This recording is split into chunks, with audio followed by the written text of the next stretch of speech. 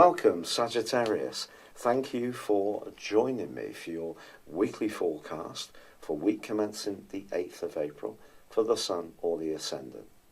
If you've yet to subscribe to this channel, I would be grateful if you did so now. Please feel welcome to comment or like. This week sees the mighty Jupiter, your ruling planet, begin a retrograde which is going to last for 4 months. Now, Jupiter usually goes through a retrograde each year, but not always. And this particular retrograde is obviously going to be particularly interesting for you because he is back in your sign since early November last year. And that only happens once every 12 years. So there may be a sense with you that since that time, you have gone through a period of rejuvenation or renewal.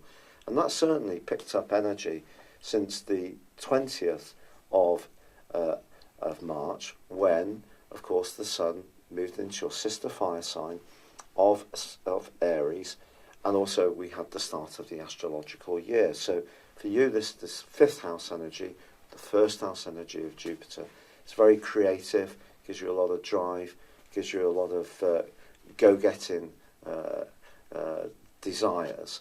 But because Mercury and Venus have still been camped along with Neptune in a much more emotional and tender part of your scope, there still has been some deflection from those aims, and this week is no exception, not just because of the retrograde, but because Mercury and Jupiter are in a square. If there's something that you feel strongly about, and there is somebody close to you that doesn't feel the same, this is not a great week to try to persuade them into having the same view as you. In fact, all of us could try a little bit too hard with this particular set of energies. So we'll need to accept that things will need to go at their own pace. And I think because you may have initiated new strands and streams of energy in your situation since last November, over the next 4 months, it is true that you may find that not all of them are necessarily going to go forwards in the way that you had initially hoped. But that's partly because you're going to be evolving in your world view. Who you are, your identity, your approach to situations is actually going to become more inward looking. That's not necessarily a bad thing. You're going to go from an action mode at a physical level to perhaps just contemplating your strategies and how you want to get to where you're going to be going. And some of those things, as I say, could start to slow down, may not go quite at the pace you initially wanted. And also by the end of this week, we do have a quarter moon on Friday, which sees the moon in Cancer angling with the Sun in Aries. This can create quite a lot of passion. It can see you desire something, maybe big ticket item, maybe someone enters your circle who seems rather attractive. But be guided by how you feel. I think that's where you are still. There are these potentials to get ahead and be more dynamic that are coming from the Sun and Jupiter being in your sign despite the retrograde.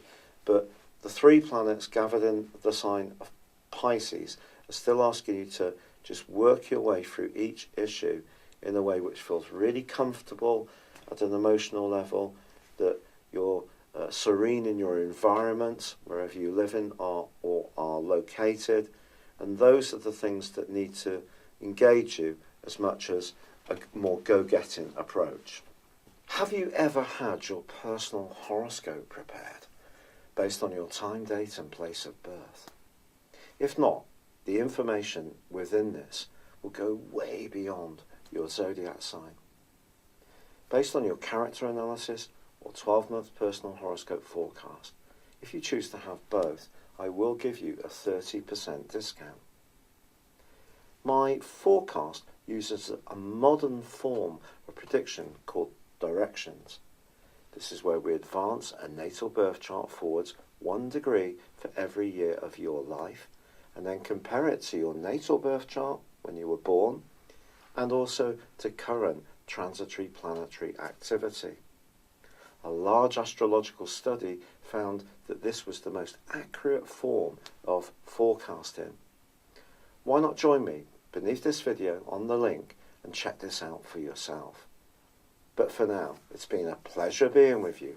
Good luck and goodbye.